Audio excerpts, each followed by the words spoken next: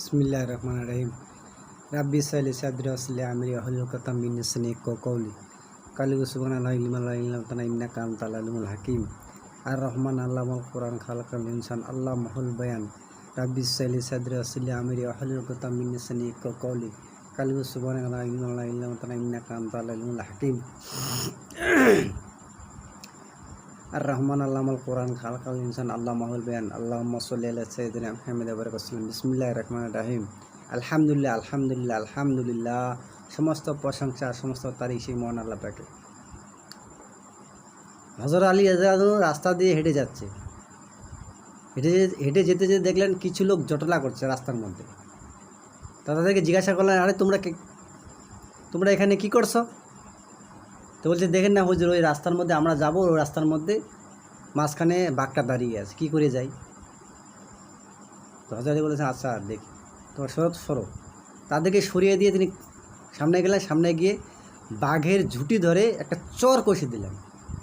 চর কষে দিয়ে বললেন, আরে জানোয়ার, এই জন্য আল্লাহ পাক তোমাকে জানোয়ার করে পাঠিয়েছে, ইনসানের ক্ষতি করবে, এই জন্য আল্লাহ পাক তোমাকে জানোয়ার করে পয়দা করেছেন, ইনসানের ক্ষতি করবে, যাও জঙ্গলে যাও।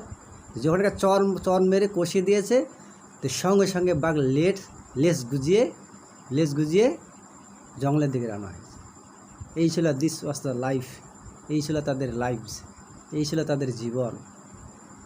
যে তুমি যদি আমার হও, আমি তোমার হব, আমি যদি তোমার হব, হর মাখলুক তোমার গোলামি করতে বাধ্য হবে। আল্লাহ পাক দেখিয়ে দিয়েছি, এই যে এরকম লাখো কেচ্ছা আল্লাহ পাক দেখিয়ে দিয়েছে খাবারে। আজও আল্লাহ হাইয়ুল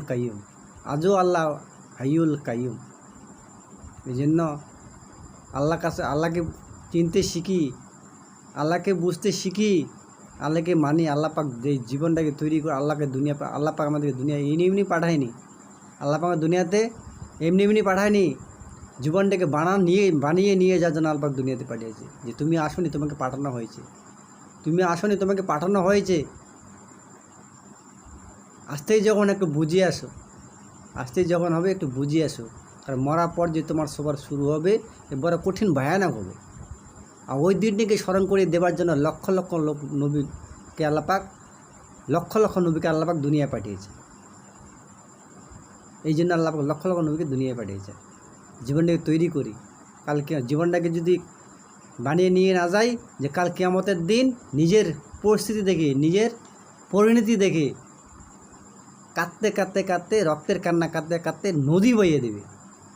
আর ওই নদীতে যদি নৌকো চালাতে চাও, নৌকো চলবে।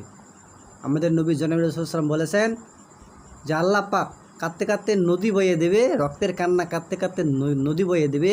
আমাদের নবী জনাব রাসূলুল্লাহ সাল্লাল্লাহু আলাইহি ওয়াসাল্লাম বলেছেন, আল্লাহ পাক তোমার প্রতি যাররা পরিমাণ দয়া দেখাবেন না। আল্লাহ পাক তোমাদের প্রতি যাররা পরিমাণ দয়া দেখাবেন না। এই জন্য জীবনটাকে বানিয়ে নিয়ে জীবনটাকে কাটিয়ে দিও না।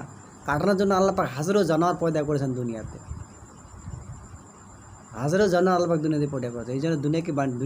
এই জন্য জীবনটাকে বানিয়ে নিয়ে যাই, জীবনটাকে তৈরি করে আল্লাহ পাক জীবনটাকে তৈরি করার জন্য দুনিয়াতে পাঠিয়েছেন। এই জন্য শ্রেষ্ঠ মাখলুক করে আল্লাহ পাক দুনিয়াতে পাঠিয়েছেন, জীবনটাকে বানিয়ে নিয়ে যা।